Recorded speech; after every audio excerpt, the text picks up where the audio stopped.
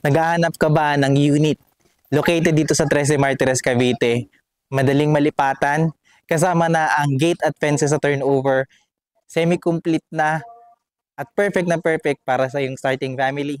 I-check nyo na po ito.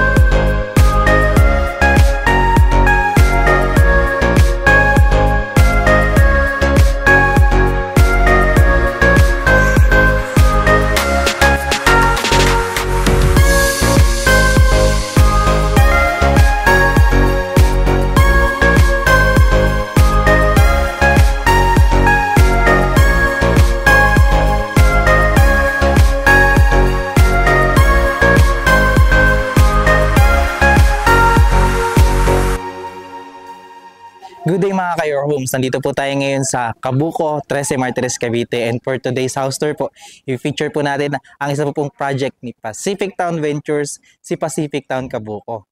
Pero bago po natin tignan ang kanilang mga unit na nakikita nyo sa likod ko, first, please make sure to subscribe sa aming YouTube channel. And i-click nyo na rin po yung notification bell para whenever na mag-upload po kami ng mga panibagong YouTube house tours at mga updates sa mga project, maging updated po kayo dito at kayo po yung mga unang makakakita.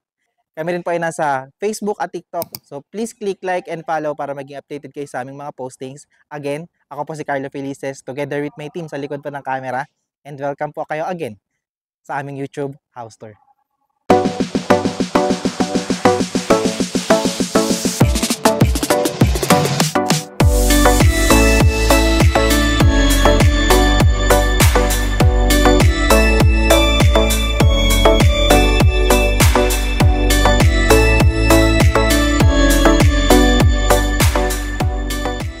So ang project po natin again ay located po sa Cabuco, Trece Martires, Cavite at accessible po ang ating project po na ito. Meron lang po itong sakayan dyan po sa SM Trece. May mga pedicab na po na papunta po dito. So around 15 pesos pang pamasahe papunta po dito sa project po na ito. Doon naman po sa Trece, pag papunta po kayo ng Manila, may mga van na po doon, may mga bus na rin po. So medyo mas mabilis lang po kung van. So okay na okay po ang location po ng ating project. At the same time po, ang ating project po na si Pacific Town Cabuco ay meron pong 4 hectares at meron pong 400 plus lamang na units kaya hindi po siya crowded at napakaaliwalas lamang po ng ating community. Kompleto rin po ang ating amenities dyan. Meron po tayong clubhouse, may basketball court, may playground din po tayo at 24/7 po ang ating security ng ating project po na ito. So ngayon, titignan po natin ang kanilang unit po ng mga townhouse na nakikita nyo po sa likod ko.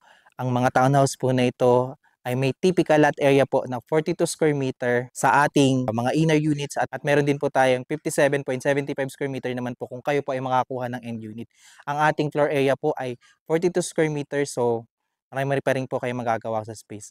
At katulad po na nabanggit ko kanina, kasama po sa turnover natin yung gate at fences ng mga unit po na ito. So ano pang hinihintay natin? Tignan po natin ang unit.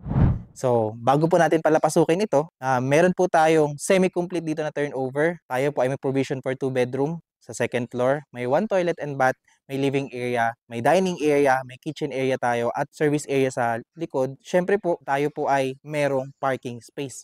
So, tara! Dito po, kung makapansin nyo, ito po ang ating pagkaka-turnover mismo ng unit. Napakaaliwalas lamang po ng pagkakakulay ng bahay. May touches po siya ng gray, ng yellow, and kitang-kita po yung laki po ng mga bintana sa labas.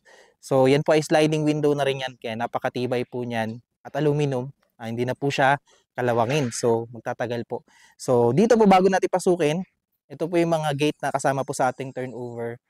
Marami na po kasi kayong matitipid kapag yung unit ninyo ay may kasama na pong gate at fences. So, yan po yung advantage ng Tatak Pacific Town. So, pati po itong fences po natin, pa ito pong mga partition na ito, kasama na po yun sa turnover. Pasukin po natin dito.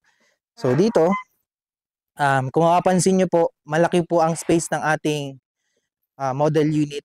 That is because ang model unit po na ito ay nagkataon po na corner. So kapag kayo po ay nakakuha ng corner or end unit, automatic po yun, may extra kayong space dito po sa gilid po nito na pwede nyo pang paggamitan ng spaces ninyo or pwede nyo pong paglagyan niya ng extension or renovation para mas mapalaki po yung inyong space. Anyway, kapag inner po ang ating nakuha, hanggang dito lang po yan. Yan, hanggang dyan po ang ating unit. So at the same time po, mapapansin nyo na dito po located ang ating parking space. Kahit po kayo dito ay naka-SUV, kasya po yan. Saktong-sakto po yan. Pero yung mga sasakyan po na mas malaki, mas suggested namin na kumuha po kayo ng mas malaking lot area para po magkasya po ito dito. So dito po, mapapansin nyo, ang turnover po nito ay soil lang po. So kayo na po magpapagawa po nito. Anyway, dito po sa ating bahay mismo, ayan, kung mapapansin nyo po, meron na tayong initial na bubong dito. Parang nilagpas nila ng kaunti yung pagkakaslab po ng bahay. Pasukin po natin yung loob. So dito po, kung mapapansin nyo, nabanggit ko po kanina na tayo ay semi-complete. So kung ano po ang makikita nyo dito sa bahay na ito ngayon, natitignan natin, ganun na ganun po ang turnover natin. Bago po natin pasukin ito, yung ating pinto, kapansin-pansin po na hindi po siya yung standard type natin. Mas malaki-laki po siya at hardwood na rin po siya. Mas matibay po. Bubungad po sa atin pagkapasok natin ang space natin for the living area. So dito po sa ating living area, pwede po kayo maglagay ng cabinet dito sa ilalim ng hagdan or dito nyo po pwedeng ikabit yung TV. Okay na okay po yan. Pwedeng dito po ang sofa, vice versa. Okay na okay po ito. And as you can see po sa ating turnover, painted po ang ating mga ceiling, ang mga walls, dahil tayo po, again, ay semi-complete. So dito po sa likod po ng ating pintuan, ito naman po ang located ang ating circuit breaker. So, ganyan na po yan. Meron pong patayan sa bawat part po ng ating bahay or sa bawat function po ng kuryente. So, yung mga outlet din po natin, kasama po yan sa turnover at ready to use na yan pag turnover sa ating unit. So, dito pwede po tayong maglagay po ng dining area. So, in case po gusto niyo pong palakihin pa po yung area po na ito, usually po yung aming ibang clients ay tinitibag po ito. So, dito po kasi sa side po na to, dito po located ang ating kitchen. So, dito po sa kitchen natin, meron tayong pintuan dyan. Ito po ay tiles na, stainless na rin po ang ating kitchen countertop. May cabinet po yan sa ilalim. Dito po, may saksakan na rin tayo ng ating kitchen appliances in case man. And, kung mapapansin nyo po, kung lalagyan nyo lang po ito ng bubong, mas ma-maximize nyo po itong space na to. So, ganun po siya kaganda. Meron na rin po tayo ditong drainage para in case na dito po kayo maglagay ng laundry area, okay na okay po yan. Pero in case po, again, na gusto nyo po itong patibag para mas ma-maximize nyo po yung space na to, okay na okay po yan. So, pasukin pa natin ulit ang loob. Dito po, ang ating toilet and bath. So, kung mapapansin nyo po sa ating toilet and bath, halos wala na po tayong ipagagawa dahil fully painted ang mga walls, may tiles na po tayo at kumpleto po ang ating fixtures. Meron din po tayong ventilation dyan. So, ayan. So, kasama po yan. Meron po tayong soap holder, meron po tayong toilet, may lavatory po tayo. Ganyan na ganyan po ang pagkaka-turnover natin. Meron din po tayong saksakan dito. So, in case na may kailangan kayong isaksak or hair dryer or something. So, kumpleto po yung pagkaka-turnover at hindi po siya makipot yung ating toilet and bath dito po sa unit po na ito. So, ngayon, bago po natin akitin ang second floor, nakita po natin yung ground floor, ito po ang kanilang hagdan. Meron na po itong kasamang binil at may mga goma po dito sa hagdan para mas makapit pag tayo po ay aakyat. At ganito na rin po ang ating pagkaka-turnover ng mga handrail natin. May wooden na po yan na tubular po. So, tara! Mapapansin po natin na saktong-sakto lang din po ang laki ng ating space sa pag-akit po ng hagdan, so hindi po tayo mahihirapang mag-akit ng mga gamit. At dito po sa bungad na ito, meron po silang nilagay na owning ng mga bintana para meron po tayong natural light na papasok pag tayo po ay aakit ng hagdan. Pag umaga naman, hindi mo na kailangan magbukas ng ilaw. May pasukan pa ng hangin. No? So, pag-akit po natin, ayun, mapapansin nyo lang po na wala lang po itong tiles, pero fully painted ang mga walls. Meron po tayong ceiling dyan. Fully painted din po. So, minimal na lang po ipapagawa natin. Tiles at partition, okay na po ang unit natin. Kapansin-pansin din po ang ating bintana dito na malaki sa harapan. Dito po tanaw natin yung ating harapan or yung ating parking space at yung ating community. So, kumpleto po ang ating mga saksakan dyan. At, imagine niyo po mga pwede nyo magawa kapag nalagyan na po na to ng tiles at ng partition. So, maximize nyo po ang inyong space. So, dito po pwede kayo maglagay ng first bedroom. And dito po yung pangalawa. Ang laki pa po ng space po dito po sa bandang ito. Ngayon, meron din po tayong mga bintanang dalawa po dito sa side po na ito. Ito po kasi yung katapatan ng ating kitchen area dun po sa baba. So, may pasukan pa rin po ng hangin. So, dito sa side po na yan. So, nakita po natin ang actual turnover po natin ng ating unit na to. Pwede nyo pong gawin kung ano po yung mga idea na gusto nyo dito. At napakasulit po nito. Pag-usapan po natin ang presyo. So, magkano nga ba ang presyo ng ating mga unit dito sa Pacific Town, Cabuco?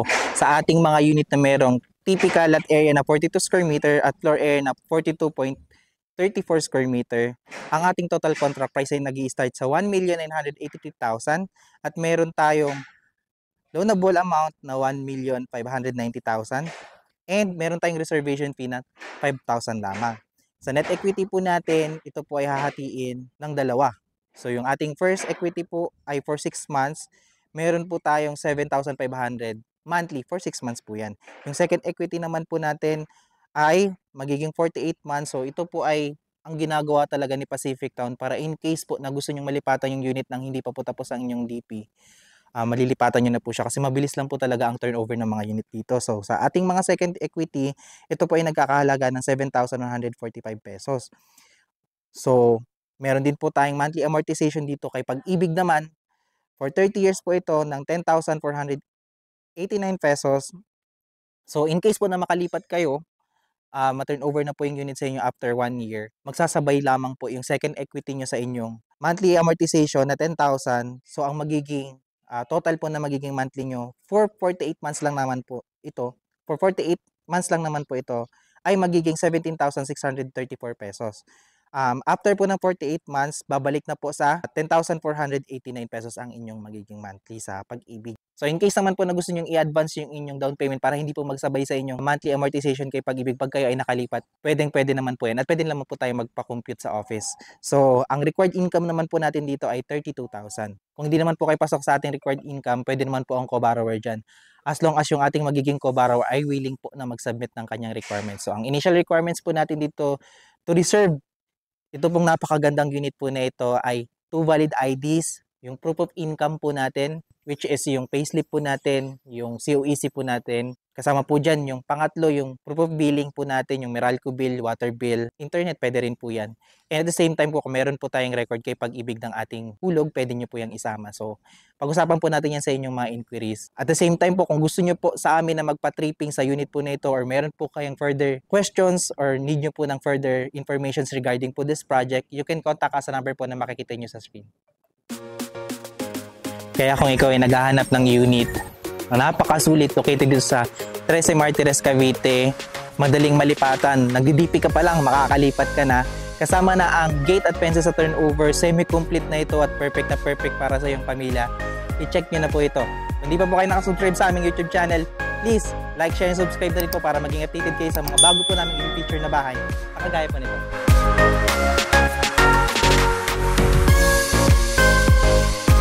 Again, maraming po salamat sa panonood at magandang araw.